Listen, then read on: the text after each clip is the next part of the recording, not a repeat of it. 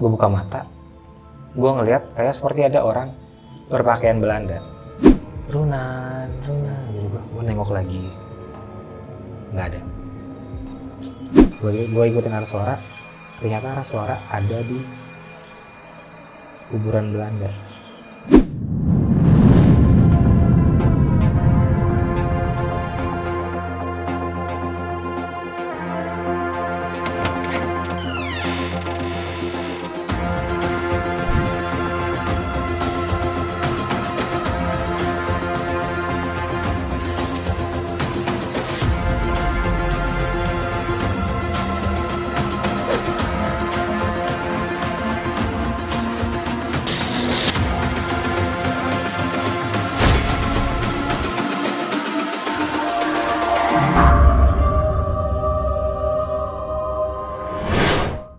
Assalamualaikum warahmatullahi wabarakatuh. Kembali lagi bersama gue Runan dan Baby Brenda di Q Mystery. Everyone has a story.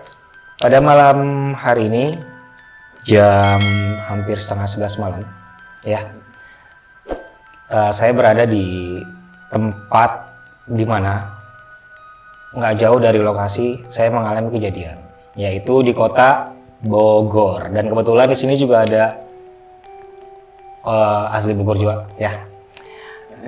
Insya Allah. Ada apa sih, kita bisa sebutnya teman aja kali ya. Ya, ada teman yang asli Bogor juga, tinggalnya di mana? Tinggal di Cibatok. Tinggal di Cibatok. Wow. Sok atau dikenalkan dulu. Pakai bahasa Sunda atau bahasa Indonesia nih? Terserah, nanti ada di bawah kok. Ya, di translate. Nama saya Farhan Ramadiansyah. Alhamdulillah asli Bogor. Orang tua dua-duanya Bogor. Nah, jadi pas banget saya akan menceritakan pengalaman ketika ya, saya nyebutnya Mas A apa Farhan aja ini. Farhan aja gak apa-apa. Nah, jadi Han, gue nih punya pengalaman ketika pertama kali datang ke, boleh kasih disebut, ke Kebun Raya Bogor. Oke, Kebun Raya Bogor. Nah, jadi kejadiannya itu gue alami saat pertama kali mau masuk kerja, berarti tahun 2003. Tahun 2003. Jadi 2002 gue lulus sekolah, 2003 mulai kerja. Dan di saat itu ada temen nih, Nan, liburan yuk kemana? Ke Bogor. Ayo, boleh. Kebetulan gue juga belum pernah ke daerah Bogor waktu itu kan. Iya. Diajaklah ke Kebun Raya Bogor, Han. Oke. Waktu itu tuh belum ada komuter lain, masih kereta-kereta yang biasa. Iya, masih gitu. Masih, nah belum senyaman sekarang. Iya. Ya, dulu juga Taman Topi rame banget, tau kan? Tahu. Nah. Ramai banget itu emang. Jadi- Sampai sekarang juga sebenarnya masih ramai sih. Nah, sekarang sepi. Iya, Sepi. Jadi udah nggak ada boleh yang nongkrong lagi, nggak ada yang jual-jualan lagi. Iya. Jadi itu dulu Taman Topi rame banget. Sebelum gue sama teman-teman ke Kebun Raya, kita nongkrong dulu di Taman Topi. Itu hari Minggu. Ada sekitar 10 orang. 10 orang gue berangkat sama teman, 2 orang cewek, 8 orang laki-laki. Nah, kebetulan waktu itu masuk masih sekitar berapa ya? 2003 itu masih murah, sekarang udah puluhan ribu ya. Pokoknya masih murah banget deh, nggak nyampe 20 ribuan, 15 ribu kalau nggak salah. Dulu masih 15 ribu, sekarang nggak tahu udah berapa. Belum pernah masuk lagi. Jadi selama pandemi sebenarnya gue pengen banget Han masuk ke Kebun Raya Bogor lagi. Tapi sekarang agak susah gitu. Iya. Dibatasi. Nah, ada satu kejadian yang gue alami, pasti udah sering dong ke Kebun Raya. Ini penyakit orang Bogor sebenarnya. Kenapa? Kalau dibilang sering berarti kan intensitasnya tinggi ya? Iya. Ya, penyakit orang Bogor tuh sebenarnya ya kurang main aja, kurang sering gitu malah. Yang saya lihat kok malah kebanyakan mainnya nyari keluar Yang kota di luar. gitu, yang di luar kota. Tapi pernah masuk kan? Pernah. Jadi saat kita masuk pertama kali di Kebun Raya Bogor, ada yang namanya Tugu Raffles yang bulat itu loh. Yang bulat. Di situ kan tertulis kalau itu apa sih, Tugu untuk membuktikan cintanya Raffles sama istrinya ya kalau nggak salah ya. Waduh, gue kurang ini ke arah situ. Nah, pokoknya intinya itu. Jadi ada tugu yang bulat. Jadi kalau kalian nanti saat ke Kota Bogor, masuk, lihat di situ ada tugu bulat. Itu namanya Tugu Raffles. Ini seingat gue ya. Iya. Tugu Raffles. Saat pertama kali masuk, seret. Gue mau menjamkan mata cuma sebentar gitu. Gue buka mata. Gue ngelihat kayak seperti ada orang berpakaian Belanda. Tahu kan kalau orang-orang pakaian Belanda zaman dulu. Tapi bukan yang celana pakai celana panjang. Bukan yang celana pendek. Yang celana panjang. Bajunya kayak baju pangsi itu, tau gak sih? Iya, baju pangsi. Baju pangsi, pakai topi yang bulat begitu. Gondrong atau Enggak gondrong. Cuma rambutnya agak kelihatan segini nih, rapih banget. Rapih. Lagi mondar mandir. Gue kira itu pengunjung. Gue cuma bisa diem, temen gue udah pada jalan nih. Gue diem aja, gue liatin. Orang bukan ya. Tapi dia selalu mondar mandir di Tugu Raffles itu, mondar mandir. Gue hanya ngeliat sisi sampingnya doang begini. Dia kan jalan begini nih, ke kanan, terus jalan lagi ke kiri. Jalan lagi ke kanan, jalan lagi ke kiri. Kayak orang lagi gelisah gitu loh.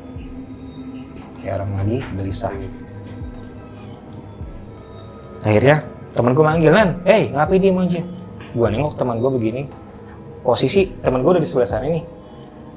Lurus ke arah mau ke istana Bogor. Ini kan Tugu Rafflesnya di sebelah sini. Temen gue manggil, Nan, ngapain diem aja? Pas gue nyaut, iya sebentar. Udah nggak ada. Iya. Itu kejadian pertama. Kejadian kedua di hari yang sama juga. Gue nggak pernah tahu kalau di situ ada mitos jembatan merah. Jembatan merah. Kalau situ katanya putus lah, segala macem lah. Nah, dari dulu sampai sekarang kalau gue tuh ke tempat-tempat bersejarah, pasti entah itu melihat, entah itu mau flashback, ya seperti itu. Gimana tuh Bang maksudnya? Nah, jadi saat yang di sini tuh yang di jembatan merah ini. Nah, jadi waktu lagi di jembatan merah, yang lain lagi foto-foto nih, lagi foto-foto. Gue enggak moto-moto. Yang ada kan ini jembatan. Kan boleh gue pinjam punten ini sebentar. Ini aja ya. Ini kan sisi jembatan nih. Iya. Ini sisi jembatan. Gue ngelamun aja begini di sisi itu. Di bawah jembatan merah itu kan ada kali nih. Kali apa sih, Citarum apa? Gue lupa. Kali lupa gue juga. Nah, ada kali lah pokoknya. Nah, pokoknya ada kali. Iya, pokoknya ada kali lah. Yang lain lagi foto-foto gitu kan. Gue sambil senderan. Temen gue manggil, Nan, moto yuk. Gue diem aja. Nan, moto, gue diem. Gue sambil fokus ke arah kali. Nah, ternyata gue kayak ngeliat di dasar kali itu kayak, tahu nggak sih? Kayak ada bekas sisa-sisa pondasi gitu loh. Pondasi gimana nih? Pondasi bangunan. Pondasi bangunan dan kalau gue bilang kayak pilar gitu loh, kayak sisa-sisa pilar. Pilar plak dan kayak bekas ada ubin-ubin. Bentuknya gimana tuh Bang? Itu ada di bawah air itu. Di bawah air kali. itu. Di bawah air kali itu.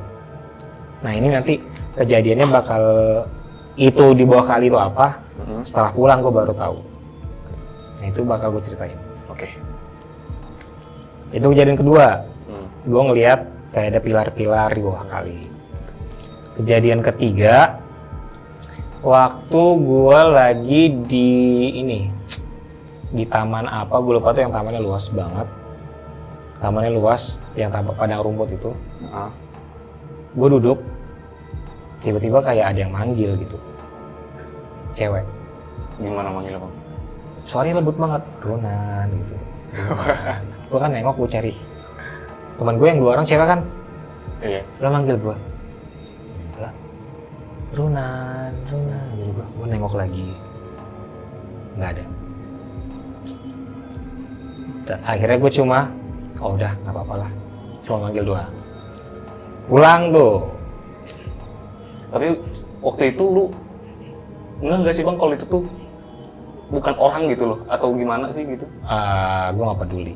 Gak peduli. Nggak peduli sebab kalau udah gitu pengennya santai gitu. Gue nggak mau ngikutin arah suara. Gue tetap duduk di taman itu dengan santai. Akhirnya pulang.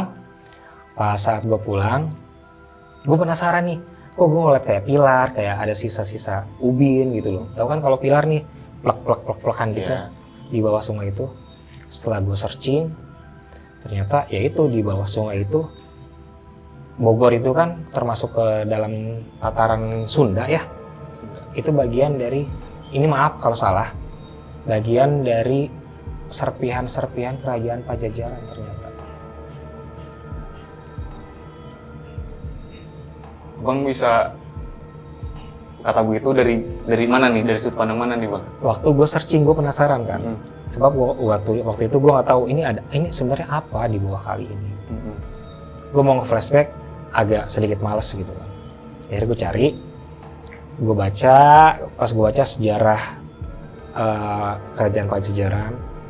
Ternyata memang kalau zaman dulu kerajaan-kerajaan tuh nyari didirikannya di dekat mata air, dan termasuk, maaf kalau salah, termasuk Pajajaran, entah ini dari sebagian keraton atau kerajaan Pajajaran apa gue nggak ngerti juga gitu. Intinya yang gue tangkap sekarang, yang waktu itu gue ingat, itu adalah sebagian dari sisa-sisa bekas kerajaan Pajajaran itu di bawah kali itu.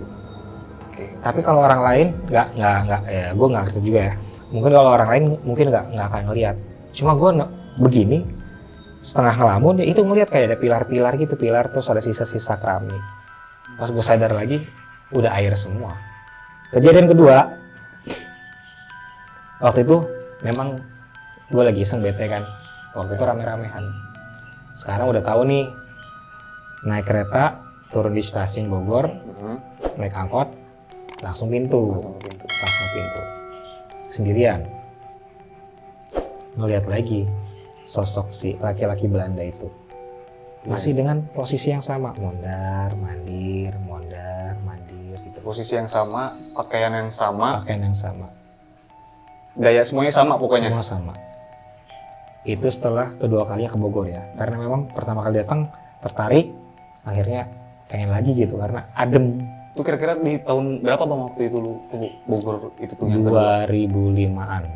2005-an. Dari 2003 ke 2005. Jadi sekitar ada jeda waktu 2 tahunan. 2 tahun. 2005-an ke Bogor lagi, masih dengan posisi yang sama. Dan kejadian yang sama, mondar-mandir. Mondar-mandir, laki-lakinya itu masih mondar-mandir. Nah, disinilah baru terjawab, siapa perempuan yang manggil gua waktu itu. Kan waktu gue di taman, ada yang manggil nih, Runan. Tiba-tiba ada pelang tulisan, kuburan Belanda, arah ke kiri. Iya.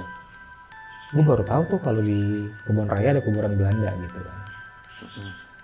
Saat itu, I don't care, gue gak peduli dengan kuburan Belanda. Yang gue mau hanya keliling-keliling taman aja. Salah satu tempat yang dulu sering jadi spot favorit gue adalah salah satu taman yang sering dipakai syuting untuk film-film di salah satu stasiun TV.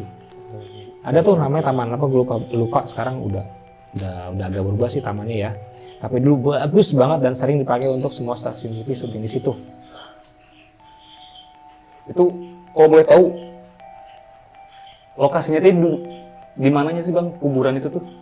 Jadi kalau dari Tugu Raffles kita agak turun menjorok ke bawah, dekat istana, ke kiri itu langsung ada makam Belanda. Dulu tuh makam Belandanya ada tiang-tiangnya, masih di tembok-tembokin gitu loh. Dan tempat syutingnya lagu Agnes Monica gitu. Itu tapi gue nggak ke makam Belandanya ya, karena gue belum tertarik untuk sana. Jadi gue masih keliling.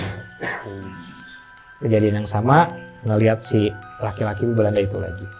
Ya mungkin itu maaf ya, mungkin itu Tuan Raffles kali ya, sebab dia nunggunya di Tugu Raffles itu. Tapi sempat ada kontak secara mata ke mata gak sih atau enggak sih? Jadi gue ngeliat jaraknya agak jauh. Agak jauh sebab kalau udah kayak gitu, kalau mau mendekat ngeri juga kan. Kalau sampai kemasukan gua ngomong bahasa Belanda, ribet urusannya.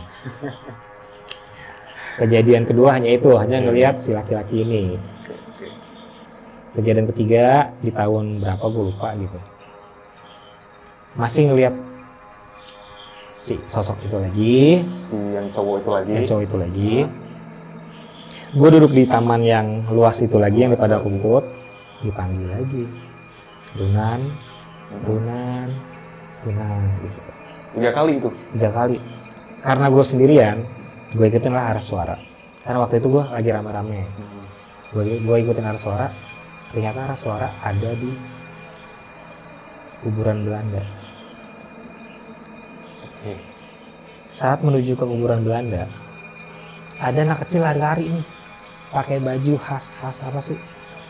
Kalau zaman dulu tuh baju ulang tahun, tapi rambutnya bule gitu segini, sepundak, lucu banget. Umurnya sekitar 11-12 tahun lagi. Lari ke arah makam Belanda itu sambil nengok gue begini, mukanya ceria. Brunan itu, hah? Gue kaget. Suaranya sama kayak yang manggil gue. Iya. Lari, gue ikutin kan. Nggak tahu itu makam Belanda. Gue nggak tahu kalau itu kuburan Belanda gitu loh. Pas gue nyampe gerbangnya, plek, kaget. Oh, ada kuburan di sini, ini kuburan Belanda gitu loh ternyata. Pas gue ke kuburan Belanda itu, si anak kecil tuh lari masuk dan berdiri di salah satu batu nisan. Dia tadinya ceria, tiba-tiba mukanya sedih gitu loh. Itu ada namanya nggak itu, Bang? Ada, tapi gue nggak akan bisa nyebutin di sini. Pokoknya tahu tahunnya ada sekitar 1800-an sekian. 1800-an. Pokoknya pas masuk, nisannya ada di paling sebelah kanan. Nisannya ada di paling sebelah kanan dan dia kena penyakit kolera. Waktu itu memang kolera sedang mewabah. Yang tadinya dia larian manggil gue gitu. Pas sampai di batu nisan itu wajahnya murung. Gue sempat nanya dalam bahasa Indonesia kan, kamu kenapa murung? Dia cuma begini aja nunduk. Gue tanya lagi, kamu kenapa murung? Tetap nunduk. Lama-lama dia hilang. Ya hilang gitu aja kayak di film-film. Hilang.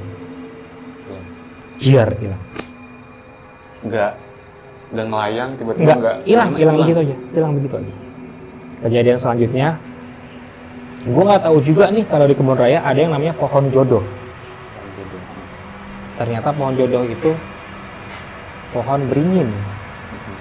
Ada yang besar dan ada yang kecil. Gue masuk, tapi gue udah nggak ngeliat si laki-laki yang mondar-mandir itu. Udah nggak ada itu. Gue udah nggak ngeliat. Tapi si hampir kesebut itu anak kecilnya siapa? Lupa gue. Maaf, hampir kesebut. Si anak kecil itu masih lari-larian gitu loh. Lari dengan senyum yang sama. Suruh ngikutin dia lagi. Ya udah akhirnya gue ke ini dulu. Ke kuburan Belanda dulu. Ke kuburan Belanda lagi. Yang tadi mukanya ceria, murung lagi. Gue tanya lagi, kamu kenapa sih? Dia kayak nge-flashback sedikit. Ternyata dia sakit kolera. Dikubur di situ. Tadinya orang tuanya dikubur di situ juga. Tapi dipindahin ke negara asalnya. Hanya tinggal dia sendiri. Kesepian banget pasti. Nah makanya. Nah, cuman yang jadi pertanyaan adalah kok bisa ke Bang Runan ini nih? Ya, ada something apa nih gitu loh? Ya kan, gue pasti bakal selalu bilang gue ini magnet gitu loh. Dimanapun tempat yang ada unsur-unsur sejarahnya kan, Kebun Raya juga termasuk ada unsur sejarahnya nih.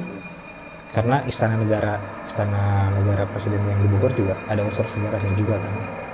Itu berhubungan dengan kolonial, dengan penjajahan Jepang. Nah, si anak ini sakit waktu itu sedang mewabah penyakit kolera. Kolera itu kalau nggak salah penyakit perut ya. Penyakit kolera lah intinya. Iya. Ya pokoknya antara penyakit perut atau apa gitu. Si anak ini sakit, orang tuanya tertular. Meninggal mereka semua. orang tuanya dipindahin ke negara asalnya, tinggal si anak ini sendirian, nggak, belum dipindahin, masih ada kok, Masih ada sampai sekarang. masih ada. Jadi kalau kalian ke kebun raya, gua kasih bocoran aja ya, dulu tuh masih ada pagar-pagar, masih dibatasin dengan tembok, sekarang udah nggak, udah plong, jadi kalau jalan udah kelihatan tuh, dan dikasih bambu buat moto-moto bentuknya love. Masuk, nisannya ada di pojok paling sebelah kanan. Silakan kamu cek namanya siapa. Pokoknya yang gue baca tuh nisannya tahun 18 sekian. Berarti kan memang itu zaman kolonial kan, 18 sekian. Tapi kalau secara interaksi tadi kan lu dikasih lihat secara flashback bang ya. Dia ada nggak sih secara, kan biasanya kalau kayak gitu-gitu tuh suka ada yang minta tolong, suka ada yang Minta nyampein tolongnya itu, pesan. minta tolongnya itu, cari dong orang tua saya gitu. Waktu itu kan saya bareng-bareng bertiga di sini, kenapa sekarang tinggal sendirian gitu. Oke. Intinya dia sedihnya itu, ini tadinya gue dimakamin bertiga, tapi kenapa sekarang gue tinggal sendiri. Setelah gue flashback, ada beberapa makamnya yang udah memang diambil sama, dipindahin langsung ke sana, dan itu dia belum terambil. Nah ini anaknya nih, ini anaknya nih, ini anaknya nih. Emang rambutnya begitu, ikal segini, lari-lari agak sedikit. Kalau dibilang blonde, nggak blonde ya, jadi agak sedikit pirang, tapi nggak terlalu pirang. Dan ceria banget. Saat masuk nisan, dia murung. Selalu begitu. Gak tau kenapa saya kalau pertama kali ngelihat langsung merinding gitu loh bang. Iya, jadi ini saat dia lagi bahagianya nih, sakit kolera. Inisialnya M.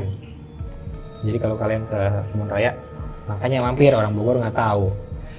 Silakan cari. Cuma sekedar main aja gitu loh bang. Nanti kan minta dianterin kan? Ya itu dia. Ntar saya anterin. Kita ini semua. Kita explore. Di mana makamnya dia dan dia lari-lari gimana. Lalu kalau memang insya Allah sempat, kalau memang sensitif ya, semoga si laki-laki yang menerima itu bisa kita lihat bareng-bareng. Ini tentang pohon jodoh. Gua make wish lagi di tengah-tengah pohon jodoh itu. Bukan ditolak, bukan mental. Lo tau nggak? Gimana? Pohon beringinnya kayak ada angin muter-muter pohon beringinnya.